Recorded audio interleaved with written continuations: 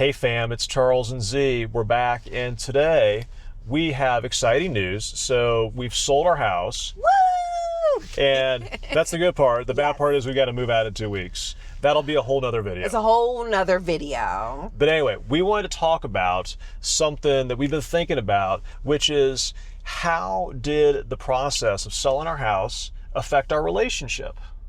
Z, what do you think? So it's both selling our home and building a home. So for those of you who don't know, yes, we are selling a home, but we are also nearing the end of building a new home. And I think our journey, or this whole process, started with us looking for a home, and then we settled on building a home. And little did I know, and I'll let Charles speak for himself, how that would affect our relationship. And by that, I mean the feelings, that I had towards Charles and how we interacted with one another. And I'm going to start with the building a home portion of it. And we're literally building a home from, the ground up. And for those of you who have done that, there's a lot of decisions that go into it. And when I say decisions, you're literally choosing every nail, every countertop, flooring, glass, you're choosing all the things. And initially I thought that was exciting, but it was also very, very overwhelming. And some of the decisions that we had to make, they're expensive decisions, right? A lot of them. A lot of them. And with the building of the home, I think I felt as if a lot of the decisions were up to me, right? And I'm not saying, Charles, you were absent. Like, he would go to a lot of the design center appointments and things like that. And Charles will, kind of confirm this, but I spent weeks researching cabinet colors and flooring colors and, what type of hardware and layouts. And it was just decision after decision. And it came to a point where, I don't know if Charles felt this or if he knew this, but I low-key resented him a little bit. I'm like, we're in this process together. You are an active participant. You should be, with helping me make these choices, right? And they're not cheap choices. Kitchen cabinets are not cheap. Flooring is not cheap. And so there was, for a few months, I would say, where I just was, can you please help me? Like, you're going to be living in this home also. I don't know. How do you feel? That was my feelings. So I knew you resented me. You did? How did you know? I knew you resented me because I could pick up on it. Like, you would ask me for input, and I would give you my input, and then I could tell there was just something lacking. Like, you're waiting for me to say more, and I think part of the problem is that I wasn't that interested. Okay, that's honest. So I like living in a nice house. I want to live in a nice house, yes. But as far as deciding between, this color floor or that color floor, or this color beam or that color beam, or, this color cabinet or that color cabinet, it's not super interesting to me. I have certain things. I have my hobbies and stuff that I have a lot of thoughts about, and I have a lot of opinions about things. Okay. But interior design of houses is just not one of them. Now, I tried. So, Z would ask me questions about like, oh, should we get this color cabinet or that color cabinet? And I would look and I would think about it for a second, and I would say we should get that color cabinet. But then she'd be like, oh, okay, well, why do you say that? And right, I want to know your reasoning behind it. Right? Yeah, and a lot of the time my answer would just be because I think that one looks better than that one. But then she would always like nitpick, like challenge, Oh. like what I'm saying. But no, what I felt was that like a lot of the time, like you weren't just looking for me to give my opinion, you were looking for me to give my opinion and back it up and sway you to my opinion. And Not necessarily sway, but I want to make sure that you were holding firm on that opinion. And I wasn't trying to be a contrarian, but I was curious on the why, right? So why do you like it? Do you like it because it complements the flooring or the walls, or does it make the space look larger? And I understand that the interior design is not your forte, right?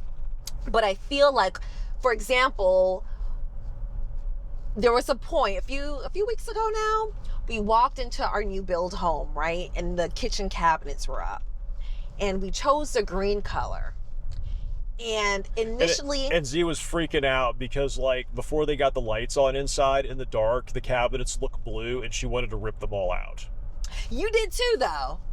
But you were freaking out. You're like, should we tear them out? Should we tear them out? And I was just trying to like show you how absurd you're being. I'm like, yeah, we should rip them all out. Exactly. And I agreed with you, and I was encouraging you because, and then all of a sudden you start pumping the brakes like, whoa, like oh, that's a lot of money. Maybe we shouldn't rip them out. But see, my point being though, I didn't communicate this, but I kind of felt a little resentful with them because I agonized over it, and I felt like it was such an expensive choice, right? Yes, could we have rip out the cabinets? We could, but that would be so much money down the drain, and I felt like it all rested, like all these expensive decisions rested on me. Granted, I was gonna say, how did the cabinet color turn out? great. Okay, we got our hardware. I see the vision. I'm happy now, but it's those little things where I would kind of resent him because I'm like, I am the one carrying these very expensive decisions.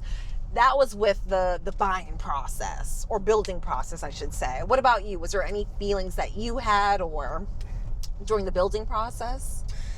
Yeah, so what I looked at, or what I was mostly concerned about in the building process was the finances. Okay. I was always thinking about, how are we going to pay for this? How much are we going to pay for? What are we going to finance? What are we going to mortgage? Where's how am I going to move the cash to make everything happen? And so that was the thing that I was primarily focused on, the design, the colors, and all that kind of stuff. I just kind of thought, okay, well, Z can figure that out. She's really interested in that, and I'll make sure that we've got the finance part taken care of. Okay. And so that was what I was primarily keeping track of. And every time something changed, in my head, I'm like thinking, oh, well, okay, so how's that going to change the money situation? Okay. But I mean, that didn't really affect how you felt about me. You were living life normally, so to speak. Yeah, I would say that. Did you think that I was like making extravagant choices, or? No, I think I prepped myself for what the total cost of things was going to be. I think that.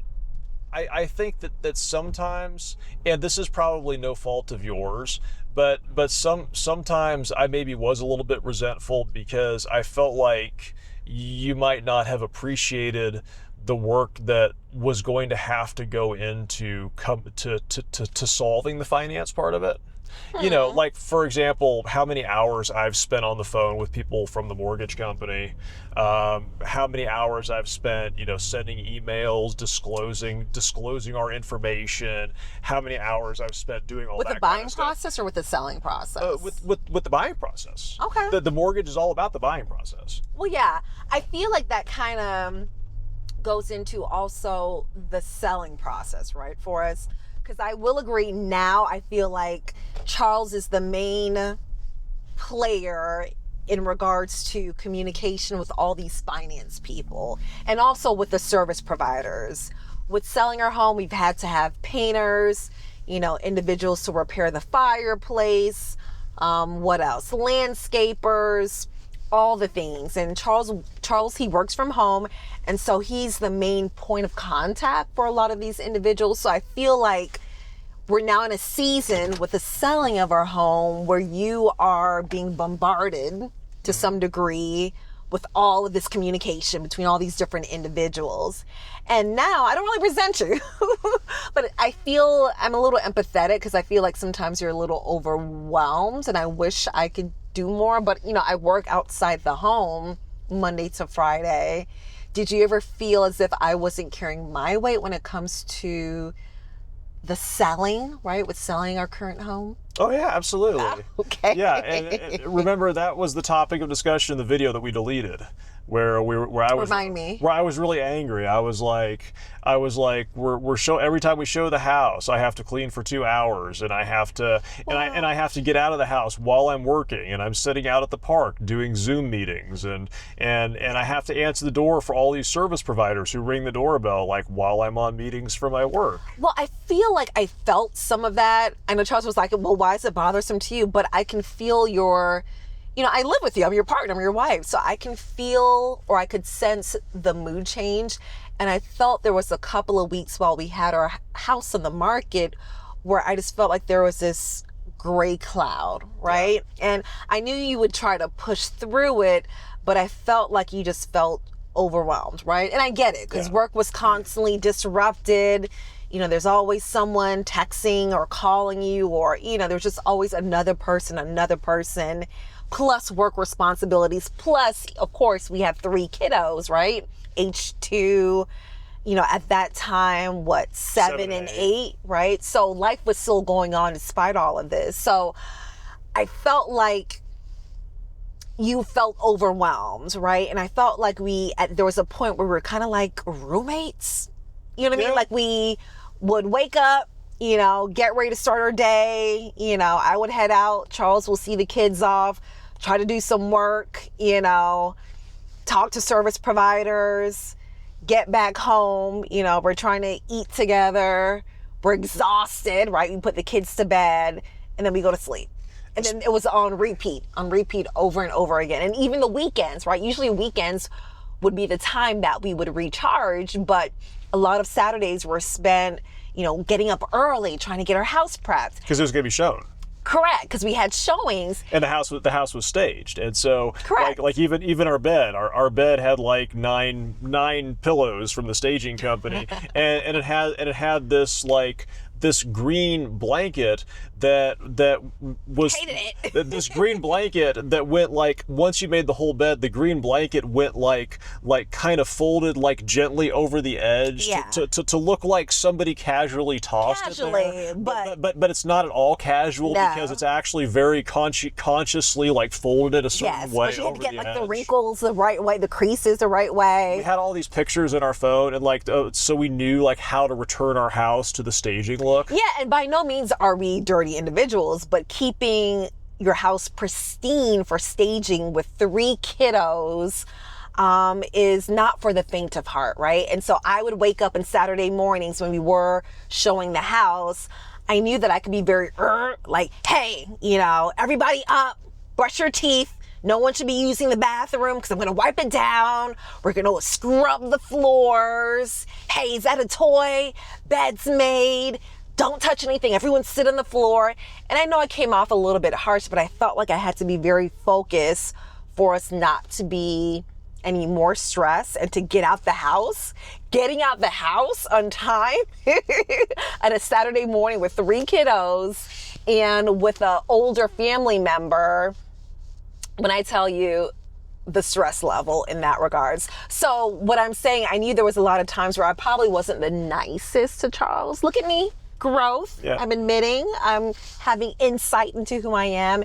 And so I felt like we had a little bit of a strain. Granted, I think we both are, what's the word, as far as individuals, we're very, not insightful, aware, right? Mm-hmm. And so there's times where I think we both would acknowledge that we weren't the nicest or kindest to one another. Sure. Right? Maybe at the end of the day or things like that. So it was never at the point where it was going to break us, but I do feel there was a little bit of a strain on the relationship. Go ahead. Yeah, I mean, like a lot of times I know you would call me from work during the day when I'm working also, and I would just be in a poor mood because I've been dealing with service providers, I've been doing meetings while I'm trying to do, other things related to selling the house, and you call me and I'd be like, what? Yeah, I was gonna say, I know. I could tell when he wasn't in the best mood and be like, hello.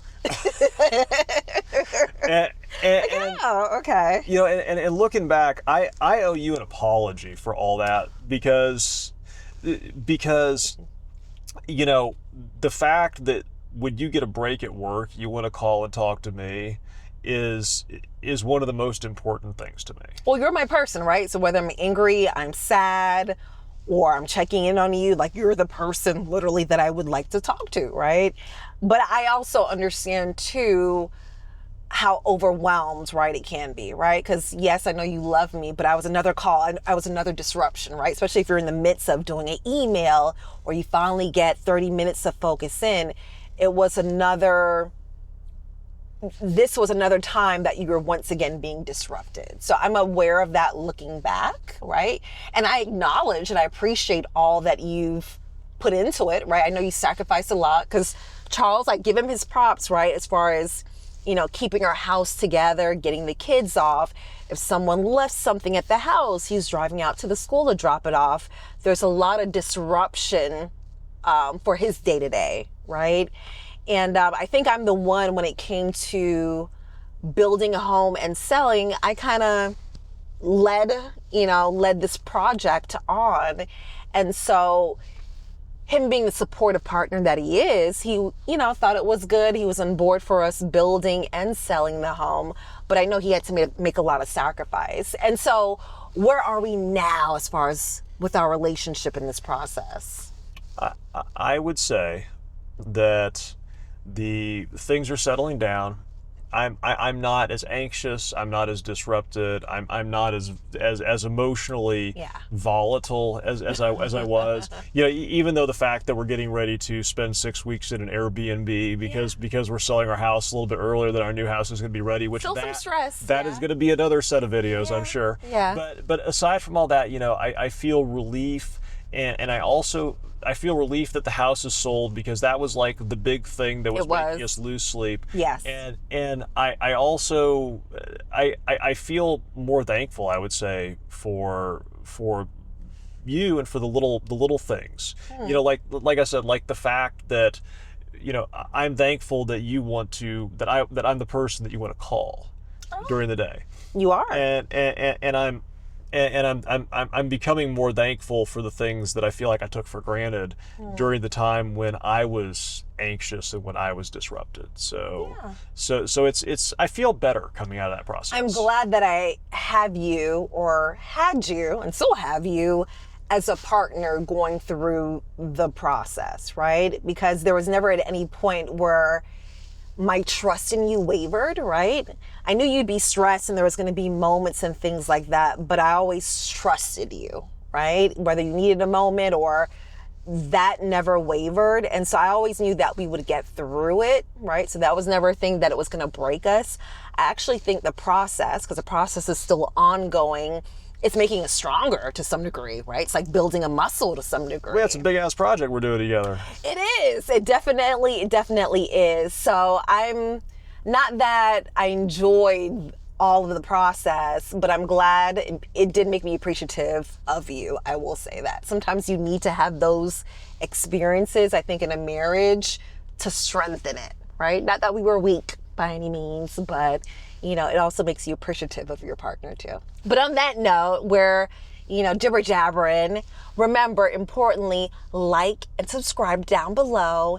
And if you've been through this process of selling with kiddos or building a new house, give us some input, give us some advice, and how did you get through it with the least amount of stress? And on that note, yes. Have a good night, and we'll see you next week.